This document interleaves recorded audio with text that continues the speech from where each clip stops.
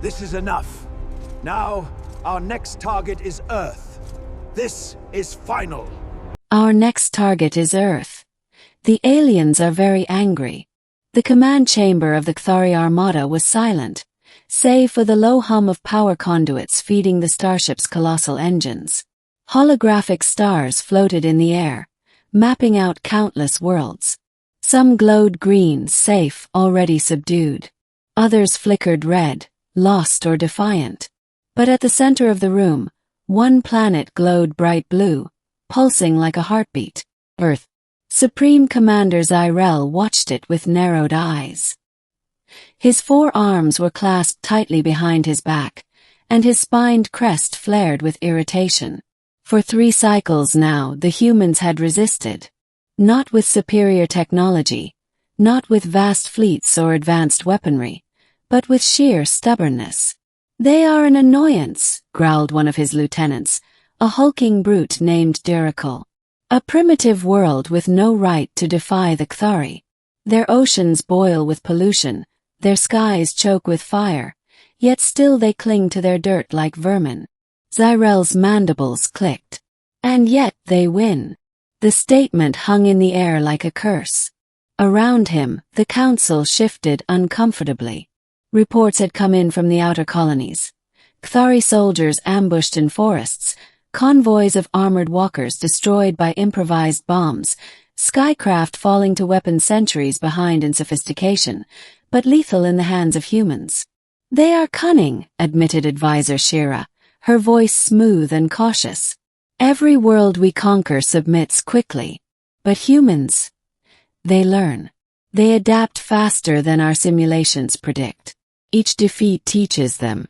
Each strike makes them bolder." Zyrel turned back to the glowing blue sphere. "Our next target is Earth itself. We have burned their colonies on Mars, shattered their fleets at Titan, but still they fight.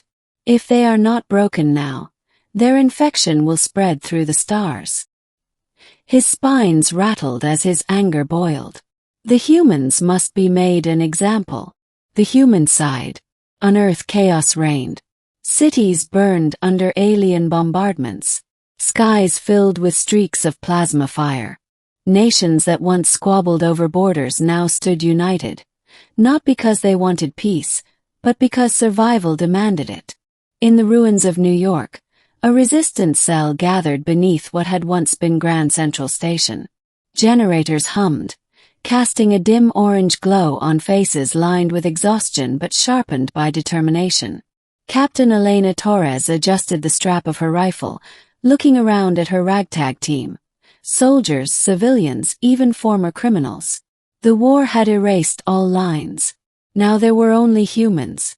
"They're coming," said Daniel, a former pilot, pointing at the maps spread across the table. "Scouts report the K'thari fleet is massing near the moon. If they launch full-scale invasion waves, Earth's defenses won't hold." "They don't need to invade," another fighter muttered. "They could burn us from orbit and leave nothing but ash." Elena slammed her hand on the table. "But they haven't. That's their weakness. They want us to kneel. They want us alive, broken, not dead. And as long as they want that, we have a chance." The group nodded grimly. Humanity had lost nearly everything. Cities, governments, armies, but not its will. The anger of the aliens. High above Earth, the K'thari fleet blotted out the stars. Warships shaped like black blades drifted in formation, their energy cores glowing like captured suns. Inside the flagship Voritha's Wrath, Commander Zyrel convened his war council. Reports indicate human resistance has spread beyond Earth. Duracle snarled, slamming his claw against the table. "Our occupation forces on Titan and Europa are being hunted like prey. Entire battalions vanish. Their savagery insults the K'thari." Zyrel's mandibles ground together. "Insults are one thing. Threats are another. The humans have struck deeper than we anticipated. Supply lines cut. Starbases destroyed. Even our language, has been turned into their rallying cry. A hologram shifted, displaying human graffiti on captured K'thari vehicles. "We are still here." The chamber trembled with suppressed fury. "They mock us," Shira hissed. "These mammals bleed and starve, yet still they laugh at us." "Supreme Commander, the Council demands Earth's submission. The people demand vengeance." Zyrel's spines flared fully, a display of wrath. "Then vengeance they shall have. Prepare the obliteration beams. Earth will be brought to heel." The battle for Earth. The invasion began with fire.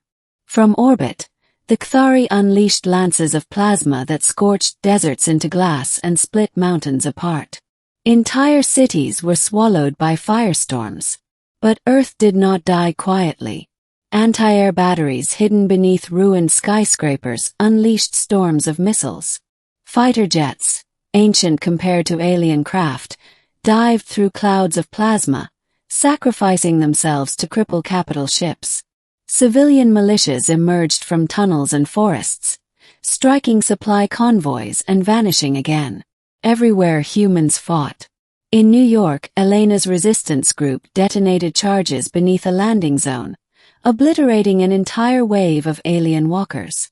In Moscow, soldiers turned frozen rivers into minefields, trapping and sinking enemy transports.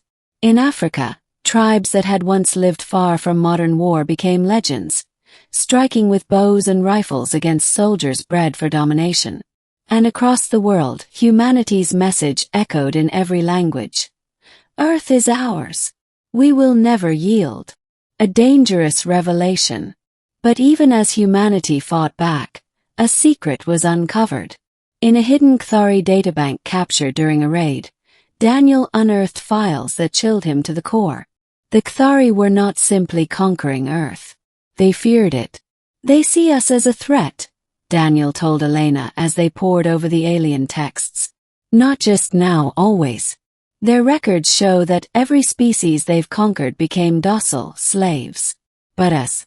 Their simulations predict that even if they win, humans will rise again. In 10 years. 100. 1,000. It doesn't matter. They believe we can't be broken." Elena stared at him, realization dawning. That's why they're so angry. That's why they want Earth destroyed. They don't just want victory. They want certainty. They want the idea of humanity erased. The final stand. The K'thari prepared their ultimate weapon, the obliteration beam, capable of cracking the Earth's crust and turning oceans to steam. As the alien armada aligned above Earth, the planet's defenders launched their last desperate gambit. Hidden within the Himalayas, human engineers had pieced together salvaged alien technology into a weapon of their own. The arc lance, a cannon that could pierce even a dreadnought's shields. But to fire it, someone had to manually align the power conduits. Suicide mission. "I'll do it," Elena said without hesitation. "If this is humanity's last chance, I'll make it count." Daniel grabbed her arm. "No. You've led us this far. You're the reason people still believe. If you die, we lose more than a weapon, we lose hope. Let me go." Their eyes met, heavy with unspoken words. Then Elena nodded. "Bring them hell." The clash of titans. As the K'thari fleet descended, the skies above Earth lit with fury. Missiles streaked upward. Plasma bolts rained down. War raged in the heavens. Inside the arc lance, Daniel connected the final conduits. Energy screamed through the machine, threatening to tear it apart. Warning klaxons blared as the weapon charged. On the K'thari flagship, alarms echoed. "Supreme Commander!" Shira shouted. A massive energy surge from the planet's surface. Zyrel's eyes widened. Too late. The arc lance fired. A beam of pure energy lanced through the heavens, striking the Voratha's wrath. Shields collapsed, hull fractured, and in an explosion brighter than a sun, the flagship disintegrated. For the first time in their history, the K'thari Armada faltered. Leaderless, shaken, their formation broke. Human forces surged upward, pressing the advantage. Aftermath. The battle raged for hours, but by dawn the sky was clear. Broken alien warships burned as they fell through Earth's atmosphere. Humanity had not won the war, but it had survived the impossible. On a shattered hillside, Elena stood with survivors, watching the sunrise.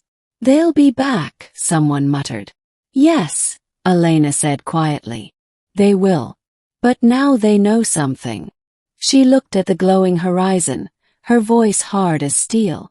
"They know that no matter how angry they get, no matter how many ships they send, no matter how many times they try to break us, humanity does not kneel." Epilogue. Far away, in the K'thari homeworld, news of Earth's defiance spread like wildfire. For the first time in centuries, fear touched the hearts of the conquerors. Because if a species could fight the K'thari and live, perhaps others could too. And somewhere in the galaxy whispers began. "The humans are rising.